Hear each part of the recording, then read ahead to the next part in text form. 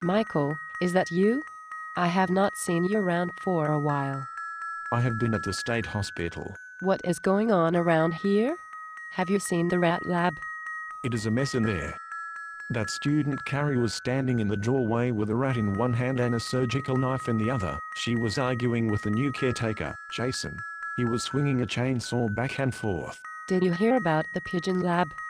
I didn't see it, but a 350 student said the pigeon lab looked more like St. Valentine Day in Chicago. A real massacre. What about you? Are you hurt? You are covered in blood. No, I'm okay. I had a problem with Jason and Carrie. They would not let me by, but I managed to push my way out of the lab. This blood is mostly from the dead rats and the chainsaw. But Carrie did bite me on the hand and back. What about you? Your blouse is torn, and you aren't wearing pants. Oh, and your pink bra is covered in blood. Thanks for noticing. I was caught in that explosion. My shirt and jeans were covered in blood. I went into the physio lab to change. I had just taken off my jeans when I realized there were 2 grad students in the lab operating on a rat. That would be Bob and Jim. I hear they can be pretty wild. You know, Bob was in the service in Germany. I'm surprised they did not try to take advantage of you. They were fine really, but you should have seen them. Bob was dressed in fatigue shorts, a Hawaiian shirt, and on his head he was wearing a hunting cap. Jim was dressed like Dennis Hopper. He thinks he is Easy Rider. Dr. G has made it clear those 2 are not to be left alone in the lab. Last week they confused a water drinking tube for a cannula. They were shocked when the rat didn't survive. Yes, well, picture this. When I went into the surgery, they were wearing their glasses upside down, and I could smell alcohol. I think they were either crazy or drunk, or crazy drunk. I ran out of there without my pants. I saw them follow you out, but fortunately, they went into stimulus control. Probably to sleep it off. We should leave while we can. I have a feeling that something bad is going to happen here. After all, it is Friday the 13th. You're not superstitious. You know what Skinner says about superstitious behavior. Imagine what Jack would say? Jack would say something pithy, I am sure. One of his clever put-downs with 3 sources of strength. That is why he isn't invited to the party tonight. Don't be silly, you are throwing a costume party. After your Bok Talk antique party and last year's Halloween party, everyone in the department has been talking about going to Meyer's house on Friday the 13th. Wow. I expect the whole department will be there. You know, if Jack greased his hair and worn that black leather jacket, he could show up as Elvis and you would hardly recognize him. Except for the glasses. Maybe I should have invited him. After all, he does drive a GTO. I just hope he doesn't show up wearing that navy jacket of his.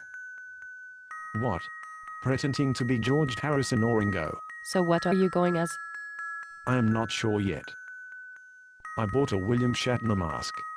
You know Captain Kirk. Captain Kirk? Who is Captain Kirk? Come on. William Shatner played Captain Kirk on Star Trek. Oh, never mind. What about you? What are you going as? I am going as Janet Leigh. You know, from Psycho. I wearing a shower curtain. And, that reminds me, can you bring one of those big surgical knives? I think I have one in the back. So, tell me, what will you have on under the shower curtain? Maybe I should come as Norman Bates. Or his mother. Say, is William Shatner the guy who played that passenger on the airplane? In the Twilight Zone?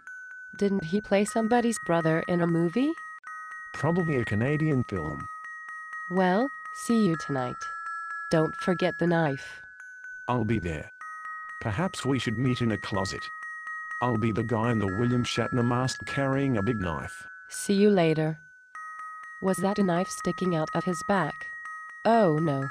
Who is that?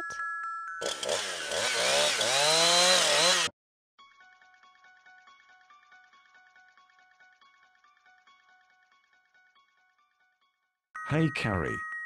Is that you? Are you going to the party? Must find people. Well, the party should be pretty crowded. I should be there already, but I had some trouble at school. Hungry. Need to eat. There should be plenty to eat and drink at the party.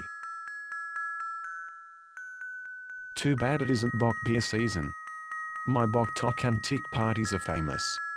Talk about carnivores. Tonight there will be chocolates and red wine in honor of Valentine Day. Hungry. Need to eat people. I get it. Night of the Living Dead. Say, is there a rat in your belt? My rat. Eat rat later. Boy, talk about staying in character. What are you going to do next? Bite me again. Want to bite you. Steady on there, zombie girl. Perhaps we can hook up later. Right now, I have to greet people coming to the party. Stay here. I want you. Where were you last night? I was alone at the High-Low, eating a High-Low cheeseburger on Texas toast, with onion rings and fried pickles. Want you. Look, I'd love to get together later and share a bite. But right now I'm late. I am afraid I will have to leave you and go greet my other guests. Boy, what a crazy day. That Carrie should go into method acting. She even made me feel hungry for people. Talk about your establishing event.